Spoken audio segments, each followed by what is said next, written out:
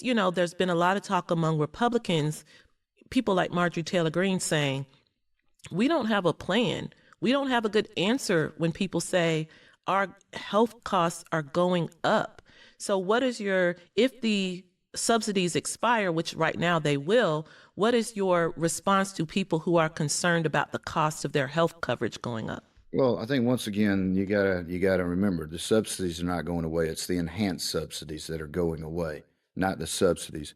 But there are plenty of plans that have been out there. As a matter of fact, John Ossoff voted against one of the plans out there to make sure that we put $50 million out there to rural hospitals. So we did that in the big, beautiful bill. So we understand that the Affordable Care Act is not affordable at all. But right now, while we have that opportunity, let's have that discussion. Now, Tia, I understand people do fall into a bad situation, and we're a very generous and giving country, and we take care of our people.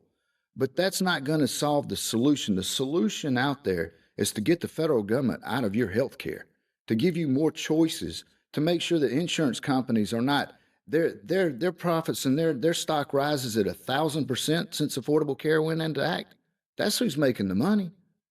Your Affordable Care Act plan has gone up 80% since it was enacted. And that 80% probably doesn't include the fact that you probably had to get a higher deductible.